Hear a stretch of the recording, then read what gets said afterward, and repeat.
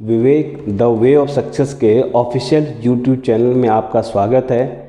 आपके इतने बेहतरीन रिस्पांस के कारण ही मैं पुनः मोटिवेट हुआ और आप लोगों के लिए फिर से उसी वीडियो को आगे बढ़ाते हुए मैं आपको इसमें आगे उत्तराखंड का इतिहास को समझाऊंगा। साथ ही साथ इसमें हम ऑनलाइन कक्षाएं भी शुरू करने जा रहे हैं। तो जिसको ऑनलाइन कक्षाएं करनी है उत्तराखंड, उत्तर प्रदेश, किसी से रिलेटेड कोई भी एग्ज़ाम की, आप लोग हम मुझसे किसी को ऑनलाइन कक्षाएं, किसी भी सब्जेक्ट के लिए ऑनलाइन कक्षाएं करनी हो, आप संपर्क कर सकते हैं। तो जैसे मैंने आपको लास्ट टाइम समझाया था कि कुमाऊं क्षेत्र में लाखों ओडीआर के बारे में बताया था, क्योंकि एक रिवीजन बहुत आवश्यक होता है। बिना रिवीजन के हम आगे नहीं बढ़ सकते। अगर आपके अंदर रिवीजन करने की हैबिट है, ये मैं सभी बच्चों से बोलता हूँ, हमेशा ही बोलता हूँ, जो रिवीजन करता है वो हमेशा सक्सेसफुल रहता है। बिना रिवीजन के आप सक्सेसफुल नहीं हो सकते। तो उसी रिवीजन के हिसाब से मैं आपको एक दिखा देता हूँ। लाखों ओडीआर के बारे में लास्ट टाइम मैं पढ़ाया था कि पेंटेड रॉक शेल्टर है, सुयाल नदी के दाएं तट पर पाया गया है। दाएं को हम अंडरलाइन कर लेते हैं, ऐसे क्वेश्चन पेपर में आते हैं। नागफनी के आकार का है, सामूहिक नृत्य पाया गया है, ये इसका विषय था। लास्ट टाइम मैंने लिखा था ये विषय है, जिसमें 34 आदमी और 28 आदमी दिखाए गए थे। अब क्योंकि 34 आदमी अलग से, 28 आदमी अलग अलग पेंटेड है, इसलिए आपको वहाँ पर कन्फ्यूजन नहीं रखना है। दूसरा, इसमें 6 मनुष्य उत्तर की ओर किसी जानवर का पीछा करते हुए दिखाए गए हैं लाखों ओडीआर में, और सफ़ेद, गेरू, गुलाबी और काले रंग का प्रयोग किया गया है। तो जितने मैंने ये इसमें ड्राफ्टिंग करके सेक्शन बनाए हैं, वो सारे सेक्शन आपको एक तरह से आप क्वेश्चन समझ सकते हो। इनमें से कभी कोई क्वेश्चन पूछ सकता है, जैसे कि निम्न में से उत्तराखंड में किस स्थान से 6 मनुष्य उत्तर की ओर जानवर का पीछा करते हुए दिखाई दिए हैं। यही मैंने आपको लास्ट टाइम समझाया था। ठीक ऐसे ही कुमाऊं क्षेत्र में ही कशार देवी मंदिर, यहाँ को पिछली बार लिखा दिया था। फड़का नौली 1985 में इसकी खोज हुई थी। वहाँ पर नागराज के फन की भांति आकृति है, जिसको आवास के लिए बेहतर बताया गया है। नागराज आप समझो, नाग भगवान इस तरह से होता है, तो यानी उस शेल्टर का पूरा क्या है, एक तरह रूफ आगे की तरफ आया होगा, जिससे क्या है, इसीलिए वो आवास के लिए सबसे बेहतर बताया गया है। आवास के लिए बेहतर बताने वाले कौन हैं? जो हमारे खोज करता है, वो लोग आवास को बेहतर बताते हैं। पेटशाला की खोज 1989 में हुई, यहाँ कुछ विशेष नहीं है। फल सीमा जो हमें प्राप्त हुई है, योग और नृत्य मुद्राएं प्राप्त हुई हैं। और लोयथाप दीना पानी अल्मोड़ा के पास पड़ता है, जहाँ से लोयथाप लाल रंग का प्रयोग किया गया वहाँ पर, और लाखों ओडीआर के लोगों से इनके संपर्क के बारे में पता चलता है। इतना मैंने आपको पिछली क्लास में समझा दिया था। आपको सिर्फ इसमें ये समझना है कि दोनों चीज़ें, ये कुमाऊं क्षेत्र का है, आज मैं आपको गढ़वाल क्षेत्र कुछ लिखाऊंगा, उसमें बताऊंगा। और दोनों चीज़ें क्या हैं? पाषाण काल के हमारे अवशेष हैं। यानी उत्तराखंड में पाषाण काल की जो चीज़ें पाई गई हैं, उसके अवशेष कुमाऊं और गढ़वाल में क्या क्या मिले हैं उसके बारे में बताया जाए। इसके बाद आता है हमारा गढ़वाल के बारे में। गढ़वाल में जो सबसे ज़्यादा से ज़्यादा, कुमाऊं में सबसे ज़्यादा फेमस है लाखों ओडीआर, उसी तरह गढ़वाल में सबसे अधिक फेमस है ग्वारखिया ओडीआर। ग्वारखिया ओडीआर के बारे में लास्ट टाइम मैंने आपको थोड़ा बहुत बताया था। ग्वारखिया ओडीआर के बारे में ये कहा जाता है कि गोरखों ने क्या किया था, डुंगरी गांव में पड़ता है, चमोली में डुंगरी गांव पड़ता है, वहाँ पर क्या किया था, उन्होंने उस गांव को लूटा और लूटने के बाद उस माल को उसी गांव में कहीं छुपा दिया था। इसलिए क्या, गोरखों के लूट मार के कारण उस गांव को, उस गुफा को गोरखा या ग्वारखिया गुफा कहा गया। लेकिन जो कठौत जी हैं वो मना करते हैं कि उन्होंने कहा हमने वहाँ ढूंढा, हमें कुछ भी इस तरह की चीज़ें नहीं मिली कि वहाँ पर क्या इस तरह की चीज़ें, यानी छुपाया हुआ माल रखे, जैसे गड्ढा खोदा हुआ, ऐसा कुछ नहीं मिला उन्हें। खैर, वो विद्वान लोग हैं, उनके उसमें नहीं जाएंगे, हमें केवल पेपर को पास करना है और हमारे जो आवश्यक है हम उन चीज़ पे ध्यान देना है। तो उसी के अनुसार हम आगे बढ़ेंगे कि ग्वारखिया ओडीआर क्या है, गोरखों ने डुंगरी गांव में लूट मार करी और वहाँ पर माल छिपाया। उसके बाद ग्वारखिया ओडीआर की विशेषता ये है कि पीले रंग की धारी वाली चट्टान वहाँ मिली है। उस चट्टान के अंदर जो हमें कलर मिले हैं, वो हमें गुलाबी और लाल रंग का उसमें प्रयोग किया गया है। और साथ ही साथ वहाँ पर हमें 41 आकृतियाँ मिली हैं। उन 41 आकृति में से 30 आकृतियाँ मानव की हैं, 8 पशु की हैं और 3 पुरुष की हैं। तो 30 मानव, 8 पशु और 3 पुरुष का मीनिंग आप समझ रहे होंगे कि 3 पुरुष मतलब 3 आकृतियाँ ऐसी हैं जो बिल्कुल दिखाई देती है कि वो पुरुष हैं, ना कि महिलाएं हैं। बाकी 30 मानव जो मिले हैं, उनमें उन्हें कन्फ्यूजन है कि वो लोग क्या पुरुष हैं या महिला, इसलिए उसने इस तरह से लिखा है। तो इसी का ध्यान रखें। चित्रकला की दृष्टि से सबसे पुराना और सबसे सुंदर माना जाता है ग्वारखिया ओडीआर। पेंटिंग के मामले में सबसे बेहतरीन, चित्रकला की दृष्टि से अच्छा माना जाता है ग्वारखिया ओडीआर। और जो ये 30 मानव से दिखाए हैं, इनको कैसे दिखाया उसने, यानी टोटल 41 आकृति, उसमें 30 मानव और 3 पुरुष कैसे दिखाए हैं उसने, त्रिशूल बना के। इस तरह से एरो करके उसने क्या है मानवों को दिखाया है। और उसके बाद इसका जो ग्वारखिया उड़ियार का मुख्य विषय है, फिर वही उसमें मुख्य विषय है कि इसमें क्या है पशुओं को हाका देकर घेरना, जैसे गांव में करते ना औ औ औ ऐसे करके, तो वही चीज़ें क्या है यहाँ पर भी क्या पशुओं को हाका दिया उन्होंने। हाका मतलब घेरते जिस तरह से, वो इसमें आएगा। तो मुख्य विषय ग्वारखिया उड़ियार का पशुओं को हाका देकर घेरना, यानी थोड़ा शोर करके आपको क्या है पशुओं को चारों तरफ से डरा डरा के उनको चारों तरफ से घेरना। और इस उड़ियार के बारे में जो पुरातत्वविदों को बताया था, उसको किसने बताया था? राकेश भट्ट जी ने बताया था। दूसरा गढ़वाल हमारे पड़ती है किमनी गांव। किमनी गांव बहुत ज़्यादा फेमस है, यहाँ पर सफ़ेद रंग का प्रयोग किया गया है। ये किमनी गांव जो पड़ता है कर्णप्रयाग ग्वालधाम रोड पे पड़ता है, उसमें थोड़ा सा आ जाएगा अंदर तरफ गाँव मिल जाएगा आपको। दूसरा हमें परोला से मिला है उत्तरकाशी की हुडली गुफा। तो यहाँ से हमें क्या है गढ़वाल में जो हमें पाषाण काल के अवशेष मिले वो यहीं से मिले हैं।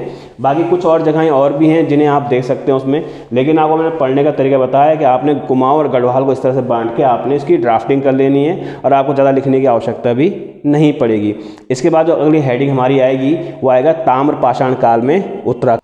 तो ताम्र पाषाण संस्कृति में, जिसको हम धातु युग या मेटल एज के तहत पढ़ते हैं, उसमें हम उसे ताम्र पाषाण काल को हम कॉपर एज भी कहते हैं। कॉपर एज को बेसिकली समझने का मतलब है सीधा सीधा ये है कि हमारा जो प्राचीन मानव था उसने पहले पत्थर का आविष्कार, पत्थर का प्रयोग एज ए औजार किया या इक्विपमेंट के रूप में किया।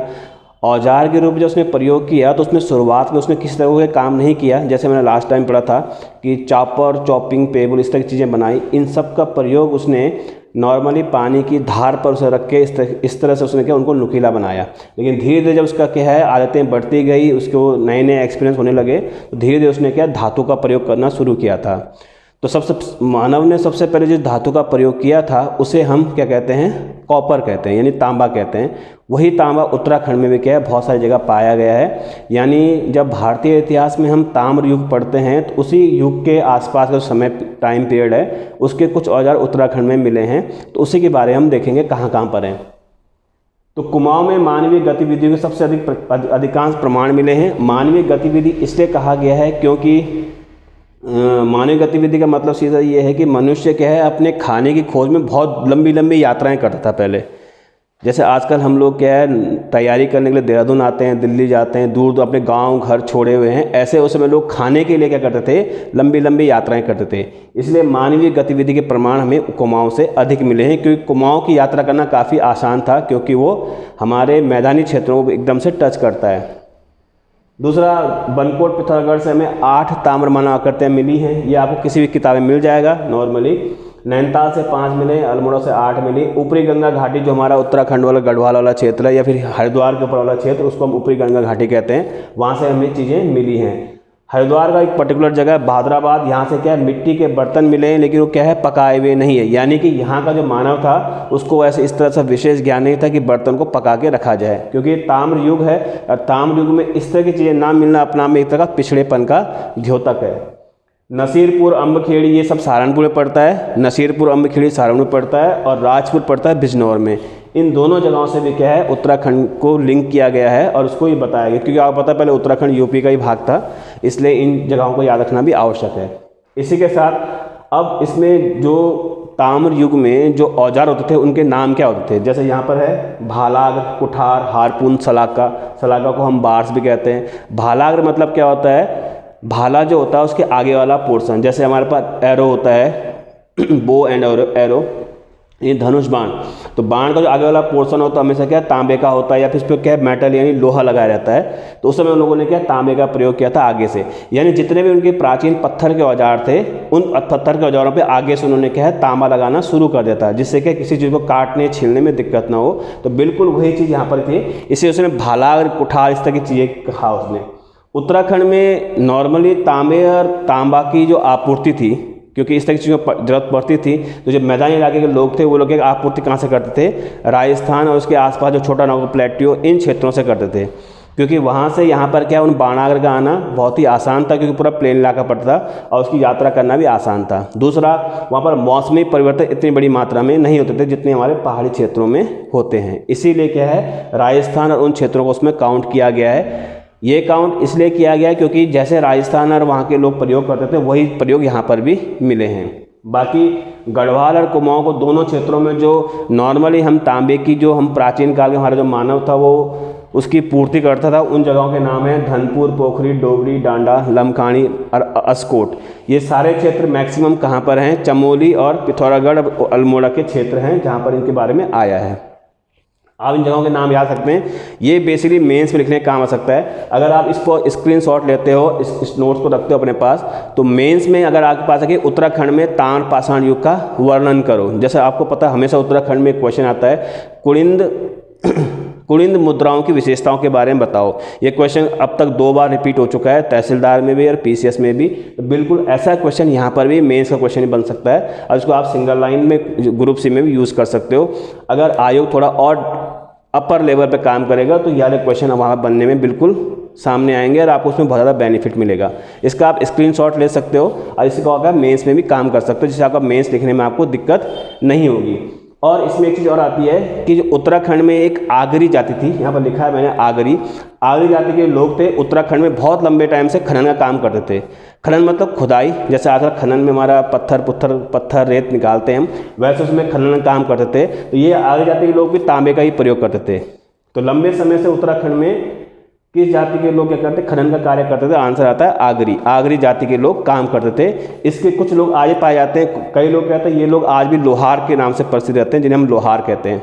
बाकी इसके बाद अगला जो ताम्र पाषाण काल का जो हमारा अगला संस्कृति आती है उसे हम महापाषाण संस्कृति कहते हैं।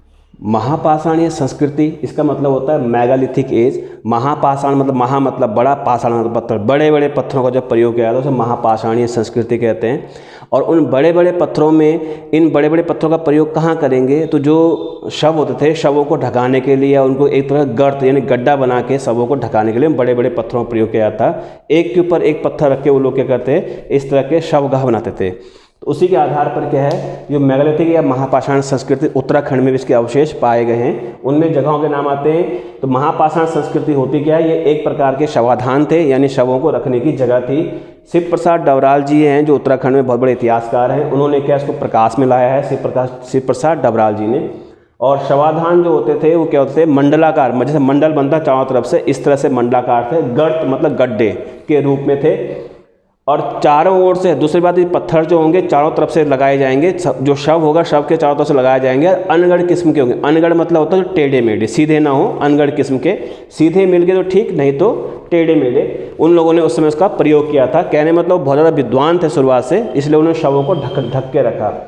और दूसरा शवाधान, अब शवाधान जो थे उसके आसपास उन लोगों ने उसकी खास चीज़ों को रखा। जैसे ओखली बहुत ज़्यादा इंपॉर्टेंट है, कप मार्क्स उन्हें इंग्लिश में कहते हैं, ओखली या कप मार्क्स। ओखल जो होता है जहाँ पर कई बार आपने गांव में देखा होगा जहाँ पर हम धान कूटते हैं या गेहूँ, इस तरह के गेहूँ तो नहीं कूटते, धान या फिर बाजरा इस तरह की चीज़ें कूटते हैं, मोटा अनाज कूटते हैं, उसी हिसाब से क्या है कप मार्क्स को कहलाते हैं। आज भी गढ़वाल क्षेत्र में, कुमाऊं में पाए जाते हैं कप मार्क्स।